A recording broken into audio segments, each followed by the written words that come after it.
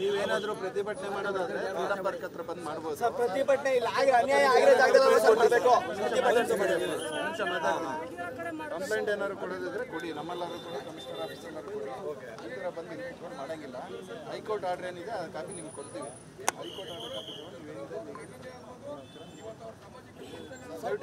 Sir. ಈಗ ಕಳೆದ ಬಾರಿನ ಹಂಗೆ ನಮ್ಮ ಒಂದಷ್ಟು ಸಂಘಟನೆಗಳ ಮುಖಂಡರಿಗೆ ಇಂಜೆಕ್ಷನ್ ಆರ್ಡರ್ ಅಂತ ಹೊರಗಡೆ ಬಿಟ್ಟಿಲ್ಲ, ಅದು ಸುಳ್ಳು ಹೇಳಿದ್ದಾರೆ ಸರ್. ಹೈಕೋರ್ಟ್ ಆರ್ಡರ್ ಕಾಪಿ ಕೊಟ್ಬಿಡಿ ಸರ್, ಮೀಡಿಯಾದವ್ರು ಕೊಟ್ಬಿಡಿ ಸರ್ ಪ್ಲೀಸ್. ಒಂದು ಕಾಪಿ ಈಗಲೇ ಕೊಟ್ಬಿಡಿ ಸರ್. ಈಗ ಬೆಳಗ್ಗೆ ನಿಮ್ಮ ಸರ್ ಆಫೀಸರ್, ನಿಮ್ಮ ಆಫೀಸರೇ ಒಬ್ರು ಬೆಳಗ್ಗೆ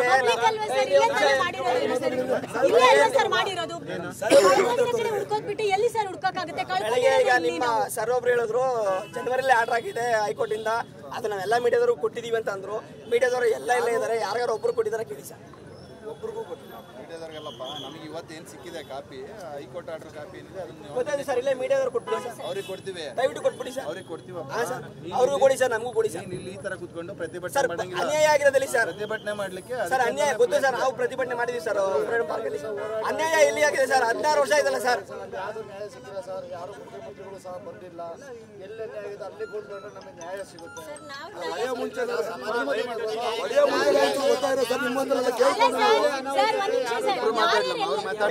ಯಾವುದೇ ಒಂದು ಅನಾಹುತ ಆಗಲ್ಲ, ಯಾಕಂದ್ರೆ ಯಜಮಾನರು ಶಾಂತಿಯುತ ಆದರು, ಅಭಿಮಾನಿಗಳು ಅದೇ ತರನೇ. ನಾವು ಇಷ್ಟೊತ್ತವರೆಗೂ ನಿಮ್ಮ ಡೈರೆಕ್ಷನ್ ಮಾಡಿಲ್ಲ, ಸೈಲೆಂಟ್ ಆಗಿ ಸೈಡಲ್ಲಿ ನಮಗೆ ನ್ಯಾಯ ಸಿಗುತ್ತೆ.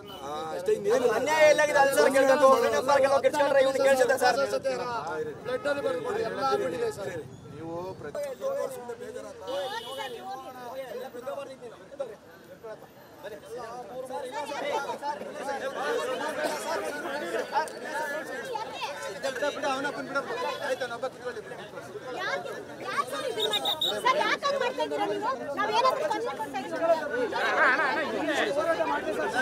ಮೂರು ಬಾರಿ ಆಗಿದೆ ಸರ್. ಪ್ಲೀಸ್ ಇದೊಂದು ಸರ್ ಸರ್ ಆಯ್ತು ಮಾಡಿ ಸರ್, ಯೋಚನೆ ಮಾಡಿ ಸರ್.